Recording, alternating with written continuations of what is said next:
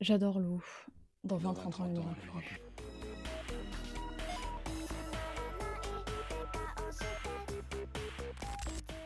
C'est la rentrée. Qui dit rentrée dit septembre, dit mi-canicule, mi-tempête de pluie. Qui dit rentrée dit nouveaux profs, nouveaux camarades, nouveaux amphithéâtres, plein de choses nouvelles. Dans ta classe, il y a Marie-Jo. Et Marie-Jo, faut savoir que elle est très très cool. Genre elle est vraiment très très cool. C'est-à-dire qu'elle a les cheveux décolorés, elle a des piercings, et en plus de ça, elle s'habille dans un style alternatif et tout. Salut, moi c'est Peter.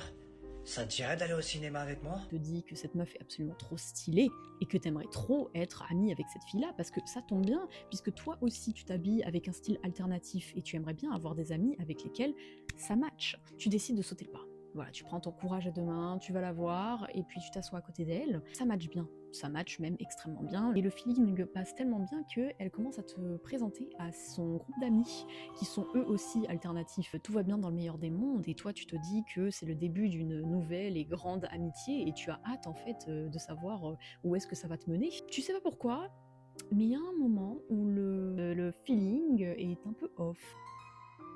Je comprends pas pourquoi est-ce que le feeling est off, étant donné que bah, vous vous entendez tous très bien, donc naïvement tu te dis que bon voilà c'est une petite passade et que tu te dis que ça va passer.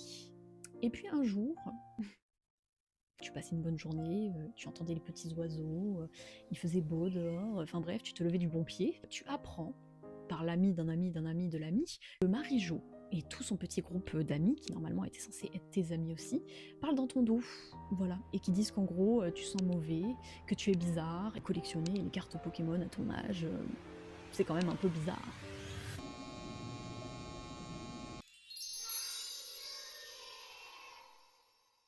Si vous vous êtes malheureusement reconnu dans ce cas de figure, déjà, je suis désolée pour vous, mais en même temps, vu le titre de la vidéo, il fallait s'y attendre aussi à un moment donné. Étant donné ce temps de rentrée, je me suis dit que ça serait peut-être bien d'aborder ce sujet qui concerne quand même pas mal de monde, hein, parce que si on en croit les réseaux sociaux, on est quand même beaucoup de personnes à avoir du mal à sociabiliser et à avoir du mal à se faire des nouvelles rencontres, pas forcément des amis, mais vous voyez, juste des potes, des gens avec qui aller boire des petits coups et tout, enfin voilà quoi, genre normal, des interactions humaines. Je tiens déjà à vous stopper net, clair, précis, que vous n'allez pas avoir de solution miracle par rapport à cette vidéo. Voilà, je suis sincèrement désolée, parce que si j'avais la solution miracle, vraiment, je serais entourée de 45 amis à l'heure actuelle, ce n'est pas le cas. Cette vidéo va surtout vous aider à comprendre pourquoi est-ce que vous êtes toujours l'exclu des groupes d'amis et pourquoi est-ce que ça vous arrive à vous. Parce qu'il faut quand même savoir qu'il y a quand même un pattern de personnes à qui ça arrive, hein. C'est quand même toujours un peu le même nombre de personnes. J'ai pris quelques notes, du coup, qui sont juste ici. Du coup, voir vous et moi ensemble, enfin, je vais plutôt, moi, vous expliquer pourquoi vous êtes quelqu'un qui a tendance à être exclu des groupes et pourquoi est-ce que ça vous arrive. Parce qu'en plus de ça, je sais pas si vous avez remarqué, mais on remarque quand même un espèce de pattern sur les réseaux sociaux en ce moment qui dit que oui, méfiez-vous des gens qui n'ont pas beaucoup d'amis, méfiez-vous des gens qui sont trop solitaires, etc. Nanani, nanana, parce que une fois que tu les côtoies et que tu apprends à les connaître, tu comprends pourquoi ils n'ont pas d'amis. Je ne vais pas dire de grossièreté, hein, mais je veux dire constamment que les gens qui n'ont pas d'amis, en gros, c'est leur faute s'ils n'ont pas d'amis. Excusez, on fait de notre mieux, d'accord? On fait de notre mieux, je vous jure qu'on fait de notre mieux, et je veux dire, bon voilà, laissez-nous tranquilles en fait. Être imperceptible. Alors, qu'est-ce qu'on entend par imperceptible? J'ai trouvé le synonyme qui pour moi me paraissait le mieux pour décrire ce que c'était, mais en gros, imperceptible, c'est en gros quand vous êtes quelqu'un qu'on n'arrive pas à cerner, c'est-à-dire que vous êtes quelqu'un avec un caractère ou une personnalité qui va faire que vous n'êtes pas très voyant en société. Voilà, comparé à d'autres personnes qui vont avoir beaucoup de facilité à aller vers les gens, à se confier à eux, à faire confiance, etc., etc. Ce qui peut être une mauvaise chose et une bonne chose, hein, parce que je considère à titre personnel que trop faire confiance facilement aux gens est un défaut. Il a toujours le sourire aux lèvres et il rigole, je ne trouve pas ça naturel. En fait, le fait d'être vu comme quelqu'un qu'on ne sait pas cerner, ça fait projeter les insécurités des gens sur vous. Et évidemment, ce n'est pas votre faute, et ce n'est pas vraiment la faute des gens non plus, mais en fait, il va y avoir vraiment cette espèce de rumeur qui va s'installer voilà, autour de vous, comme quoi vous êtes quelqu'un qui prenait de haut les gens, comme quoi vous méprisez les gens, ou comme quoi vous êtes hautain, alors que en réalité, vous n'êtes absolument rien de tout ça, mais c'est justement pour ça. C'est parce que vous êtes quelqu'un que les gens ont beaucoup de mal à cerner, et de ce fait, en fait, les gens... en fait, ils vous aiment pas, en fait. C'est tout. En fait, juste les gens ne nous aiment pas parce que ils vont partir du principe que nous sommes des personnes qui les jugeons ou les regardons de haut, alors que c'est complètement faux. C'est une personne fourbe, inintéressante, médiocre. Si demain je la rencontre dans la rue, je tournerai la tête. Et si je peux me permettre, je vous conseille de faire la même chose. Moi, si je dois prendre mon exemple à titre personnel, l'année dernière, du coup, quelqu'un m'a dit, en début d'année, elle n'osait pas me parler parce que comme quoi, j'avais l'air girl boss. Je ne sais toujours pas ce qu'elle veut dire par girl boss, mais en gros, qu'elle avait peur de venir me parler parce que elle voulait pas me déranger ou ce genre de choses. En fait, des fois, vous allez avoir des comportements sans le... Vraiment, sans le calculer, sans le conscientiser ou quoi que ce soit, mais qui font que vous faites peur aux gens. En fait, je sais pas comment vous expliquer ça autrement, mais en fait, vous faites peur aux gens parce que ils n'arrivent pas à savoir interpréter quelque chose de vous, et du coup, ça les trouble, et du coup, ils ont peur. Vous voyez ce que je veux dire? Je sais pas vous, mais moi, j'ai toujours été quelqu'un qu'on a considéré comme quelqu'un d'hautaine ou de méchante à premiers abords, et c'est que une fois que les gens ont commencé à me connaître, qu'ils se sont rendus compte que ah ben non, en fait, ben Rosemary, elle est gentille, en fait. Et c'est assez triste parce que il y a quand même pas mal de gens qui en société ont voilà, une très bonne réputation auprès des autres, et quand tu vois la personne de loin et quand tu la connais intimement, bah, tu te rends compte que c'est littéralement la personne que tu t'imaginais, et nous, bah, malheureusement, on va faire partie du cas de figure inverse qui fait que bah, en fait, on est juste des gens où en fait on est un point d'interrogation en fait dans la tête des gens, et du coup ça les fait paniquer en fait, tout simplement. Ça va en duo avec le deuxième point qui est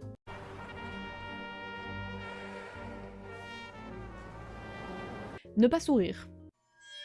Voilà, c'est tout con, mais ne pas sourire fait que les gens n'ont littéralement pas envie de vous approcher. Quelqu'un qui est souriant en société, quelqu'un qui est toujours voilà, avec la joie de vivre, avec la pêche, la banane, l'abricot, le kiwi, gna gna gna. Les gens, ils adorent ça.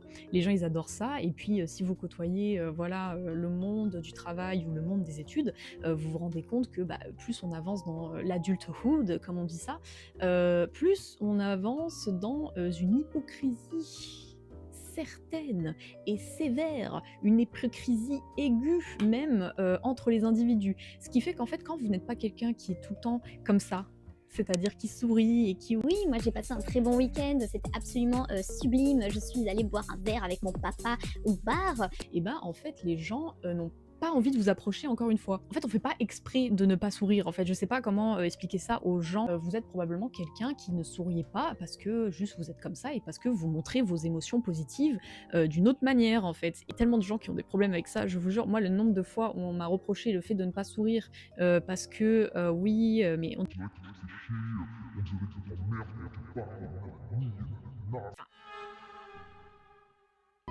Excuse me, what's the actual fuck?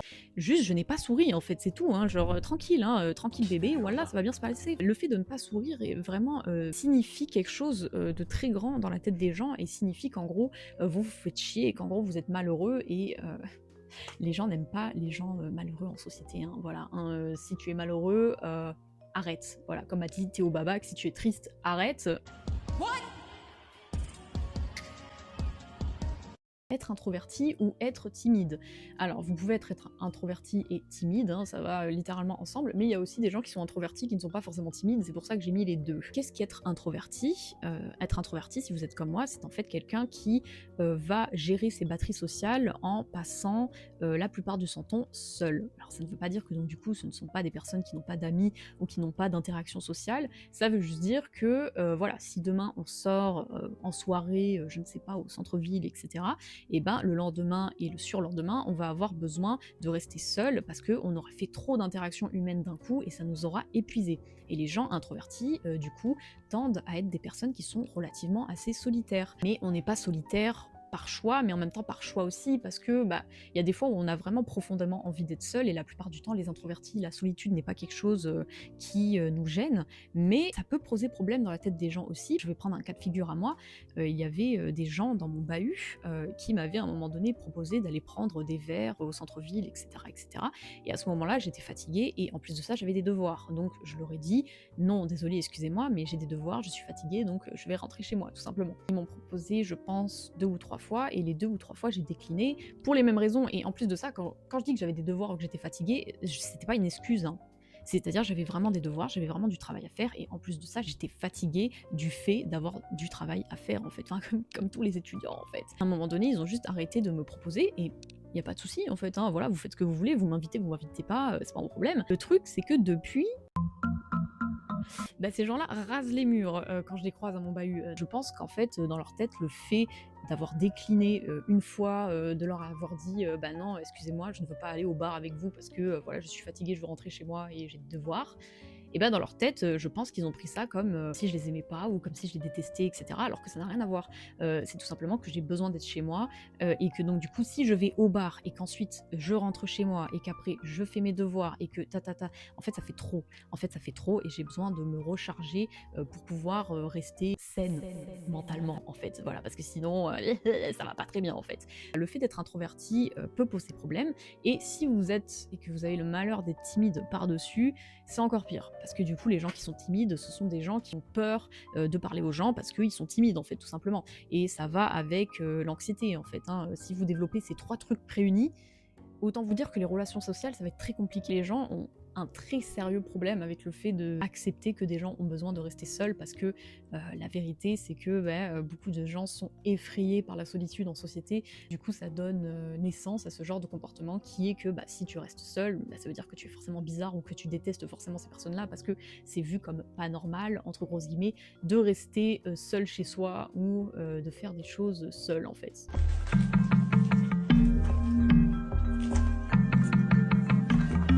Le 4e point qui pour moi est quand même un très très très gros point, avoir des troubles mentaux.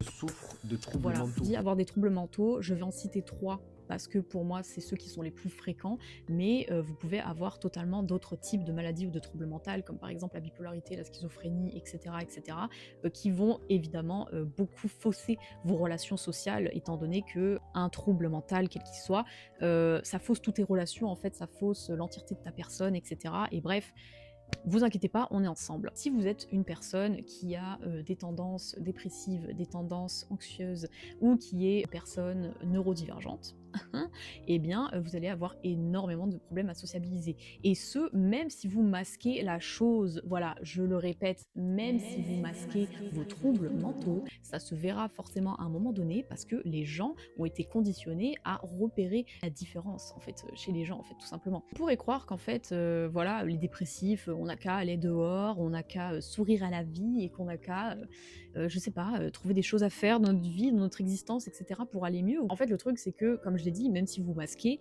ça se voit. Genre ça se voit, littéralement, les gens voient le fait que vous avez une différence, les gens voient que vous n'êtes pas normal, et le fait de ne pas être normal n'est pas un souci, mais le truc, c'est que, littéralement, le cerveau humain est conditionné pour repérer la différence. C'est comme chez les animaux, il faut vraiment prendre la même logique, c'est-à-dire que donc du coup, si vous avez par exemple un TDAH ou un autisme, les gens vont le voir. Les gens vont le voir, ils vont le voir, et en fait le truc c'est que eux-mêmes ne sont pas vraiment conscients qu'ils le voient, vous voyez ce que je veux dire? Ils savent qu'il y a quelque chose qui est bizarre avec vous, mais ils ne savent pas à quel degré. Ce qui fait que donc du coup ils vont pas vous aimer, voire même vous détester, mais que eux-mêmes ne pourront pas dire pourquoi est-ce qu'ils vous aiment pas et pourquoi est-ce qu'ils vous détestent, vous voyez ce que je veux dire? Parce que eux, ils savent pas ce qui se passe dans votre tête en fait, hein. Ils ont pas la radio, l'IRM de votre cerveau en fait, hein. Ils sont pas là pour ça, et de toute manière ils s'en foutent. Eux aussi en fait ils vont être complètement perdus, parce qu'ils vont se dire mais en fait cette personne est trop bizarre. En fait, déjà, elle est tout le temps seule, elle ne sourit jamais, voilà, à chaque fois que je lui propose de venir boire des coups avec moi, elle ne veut pas, et puis en plus de ça, elle a l'air bizarre, elle a l'air pas très très entière dans sa tête, enfin, vous voyez ce que je veux dire? Ça fait genre un espèce d'amas, en fait, de choses qui font que les gens vont avoir une terrible image de vous, alors que, s'il faut, de votre côté, c'est probablement la plupart du temps ce qui se passe, vous faites tout. Vous faites littéralement tout pour pouvoir vous faire apprécier en société, pour pouvoir avoir un minimum d'amis, avoir un minimum de potes, voire même pas forcément des relations extrêmement intimes, mais en tout cas être apprécié en fait, parce que c'est humain, c'est totalement humain en fait de vouloir des interactions sociales. Ces condensés de choses vont faire que en fait on ne va pas vous aimer. Je vais vous expliquer un truc avec l'hypocrisie des gens de manière générale. Il y a beau avoir eu une libération de la parole du point de vue santé mentale, ce qui est vrai, hein, voilà. Si on prend la génération de nos parents ou de nos grands-parents, on ne peut pas dire que ces gens-là sont très sains mentalement. Vous voyez ce que je veux dire? Malgré le fait qu'il y ait eu une libération de la parole, ça ne veut pas dire que les gens sont devenus plus compréhensifs pour autant.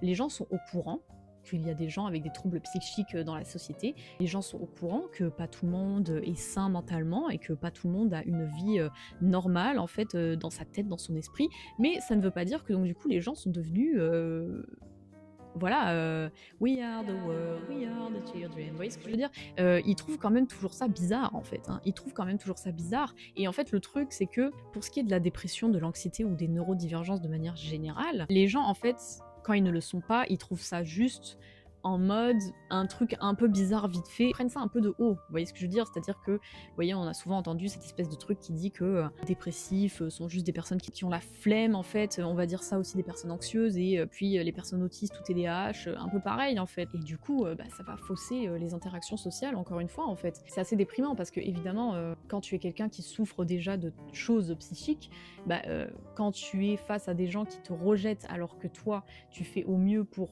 aller mieux déjà, tu as probablement des traitements médicamenteux, tu vois peut-être des psys ou je sais pas, tu suis des thérapies pour essayer d'aller mieux. Et en plus de ça, tu vois qu'en fait tes efforts ne payent pas parce qu'en fait les gens sont toujours des sales merdes en fait avec toi. Donc en fait c'est très compliqué en fait salut, ça va? Ouais, ça va, gna gna gna gna. Enfin, c'est compliqué en fait d'arriver à ce stade-là parce qu'en fait les gens ne peuvent pas te voir en peinture en fait, tout simplement. C'est plus possible là, il faut lui parler, faut lui dire les choses, il faut mettre les points sur l'île, les barres sur les T, les points à la fin des phrases, des virgules. Avoir des centres d'intérêt bizarres ou perçus comme bizarres, hein, parce que évidemment moi je pars du principe que aucun centre d'intérêt n'est bizarre, mais il y a des centres d'intérêt qui sont plus ou moins mainstream, et effectivement ceux qui ont tendance à être moins mainstream vont être vus comme des choses bizarres. Pour prendre mon cas de figure, moi je fais partie des personnes, ça peut se voir un peu ici, qui a grandi avec l'univers manga. Très tôt j'ai lu des mangas, très tôt j'ai regardé des animés, et donc du coup très tôt je me suis intéressée à la pop culture de manière générale, donc les jeux vidéo, le cosplay, collectionner des choses en fait, enfin tout ce genre de choses qui n'étaient vraiment pas bien vues en fait quand moi j'étais jeune, de la primaire jusqu'au lycée, c'était vraiment pas bien vu. Putain de geek, je suis un nerd, tout ce que j'aime, c'est manger des cartes graphiques, des clés USB.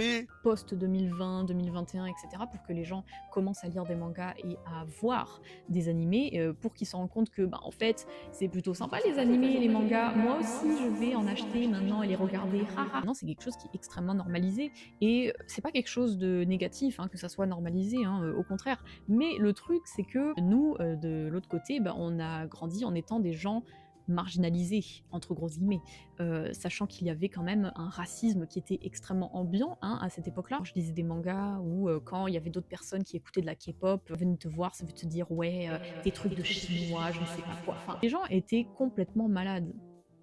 Les gens étaient complètement malades. Et donc du coup, en fait, quand tu grandis avec des centres d'intérêt perçus comme étranges et comme bizarres, à part t'entourer d'autres personnes qui ont les mêmes centres d'intérêt que toi, c'est très compliqué de bien te faire voir par les autres. Moi, je sais très bien qu'au collège, là, on me voyait vraiment comme la bizarre, avec son groupe de bizarres qui lisent des choses bizarres et qui s'habillent de manière bizarre. Mais d'un autre côté, je suis reconnaissante, vous voyez, d'avoir fait partie de ces gens bizarres entre grosses guillemets, parce que moi c'est quelque chose qui m'a forgé, mais on passera vraiment le taux d'harcèlement qu'on pouvait se prendre, le taux de moquerie, le taux de critique qu'on pouvait se prendre juste parce que on aimait quelque chose qui n'était pas mainstream. Forcément, si à l'heure actuelle vous avez des centres d'intérêt qui sont assez niches, qui sont assez spécifiques, etc., ça peut être quelque chose qui va fausser vos relations aussi, parce que les gens ne sont pas compréhensifs en fait, si vous n'aimez pas des choses qui sont mainstream ou qui sont l'ordre du normal entre grosses guillemets, c'est super, on t'aime bien, mais de loin, reste loin.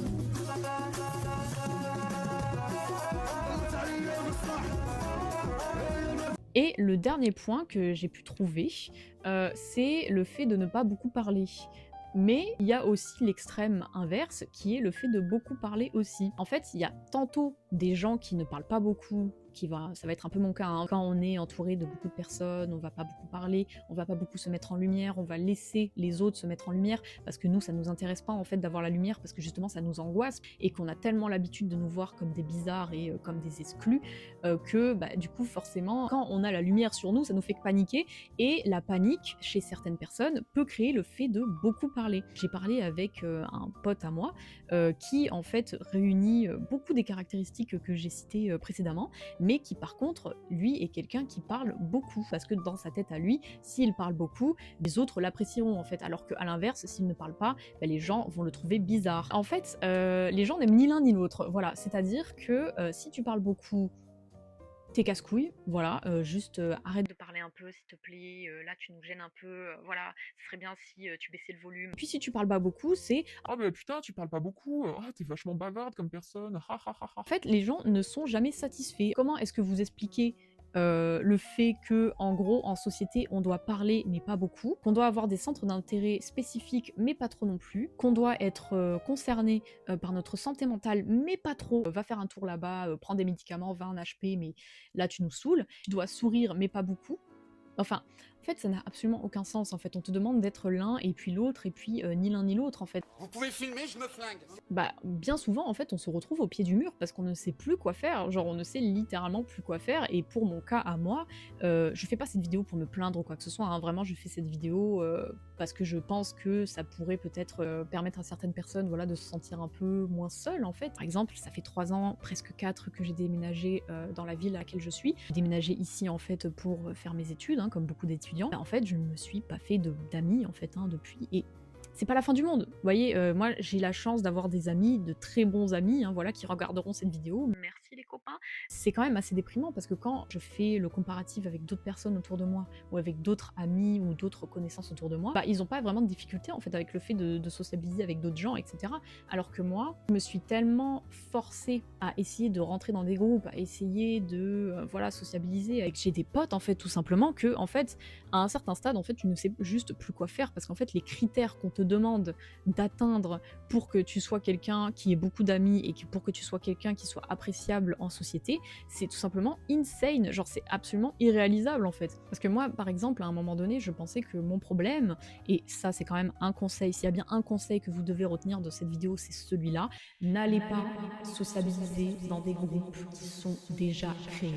Je vous en conjure, n'allez pas sociabiliser dans des groupes qui sont déjà créés, ça pue la merde, ça pue la merde. Vous avez entendu l'histoire de Marie-Jo là que je vous avais contée là à l'introduction, la même chose. Il ne faut pas aller dans des groupes qui sont déjà créés, vous arriverez jamais à vous intégrer en fait avec ces gens-là. À part vous reprocher à vous-même des choses que vous vous reprochez probablement depuis que vous êtes enfant, ça va absolument rien vous apporter. En fait, c'est extrêmement épuisant. Non seulement on va avoir une mauvaise image de vous quand vous essayez de sociabiliser, mais ça peut aussi se répercuter dans le domaine professionnel. Ils vont venir vous voir en vous disant que vous restez trop dans votre coin, vous ne participez pas assez. Et voilà, pour mes introvertis et mes timides, je pense qu'on vous a souvent marqué ça sur les bulletins. Pour être honnête, quand j'ai écrit les notes de cette vidéo, j'essayais en fait de me dire qu'il faudrait que je trouve une conclusion à faire, une conclusion à dire, comme des espèces de conseils, mais la vérité c'est que j'ai beau tourner en rond, je n'ai absolument aucune putain d'idée de comment se faire des amis en fait. Faut quand même pas désespérer pour autant. Essayez Internet. Beaucoup d'occasions, en fait, Internet m'a vraiment facilité les relations sociales. En fait, ça peut, dans certains cas, en fait, faciliter des amitiés, en fait, tout simplement, hein. Moi, je me suis carrément fait des amis grâce à Internet, et c'est des amis que j'ai encore à l'heure actuelle, et dont je suis très reconnaissante d'avoir dans ma vie. C'est aussi aux gens, en fait, de faire un effort, quoi. S'il y a des gens qui ont cliqué sur cette vidéo, qui ne sont pas forcément concernés par ce qui peut être dit dans cette vidéo, soyez un peu plus sympa. Voilà, arrêtez d'être autant dans le jugement. Faire comme si vous connaissiez les gens là alors que vous ne les connaissez ni d'Adam des Neives. Voilà, je ne sais pas pourquoi est-ce que vous êtes là en disant ouais je suis hautaine, que je suis méchante, que je suis bizarre, mais en fait vous êtes qui, enfin je sais pas. C'est la Rosemary du futur du montage, parce qu'en fait ma conclusion est peut-être un peu trop longue et elle aurait pu être résumée en un truc très simple qui est qu'en fait si les gens ils veulent se comporter comme des bâtards et avoir aucun remords avec vous, faut pas que vous vous sentiez trop coupable non plus en fait. Enfin, à un moment donné, on n'est pas responsable du comportement de merde des enfants d'autrui qui sont mal éduqués, qui préfèrent être des gros bâtards en société plutôt que de faire preuve d'empathie aussi, vous voyez ce que je veux dire? Enfin, je veux dire, surtout si vous êtes quelqu'un qui se remettait souvent en question, en fait, à un moment donné, non, le problème n'est pas vous, c'est juste les gens qui sont des énormes bâtards, en fait, voilà. J'envoie un maximum de force envers les personnes qui se sentent seules parce que, à titre personnel, j'ai quand même pas mal de chance étant donné que je supporte bien la solitude, mais je sais que c'est loin d'être le cas de tout le monde. Il y a des gens qui souffrent énormément de solitude. Il y a des numéros qui ont été mis en place si jamais vous vous sentez seul, si jamais vous êtes en détresse mentale, que je vous mettrai dans la barre de description. Ce qui est de mon cas, écoutez, je prépare une autre vidéo qui est grande, qui est grosse, qui sera sur un gros sujet. N'hésitez pas à me dire si vous avez des idées de vidéos, si vous voulez vous confier dans l'espace commentaire, vous donner voilà, un ressenti, etc. N'hésitez pas également. Et puis moi, je vous dis à la prochaine dans une prochaine vidéo que j'ai très hâte de sortir. Voilà.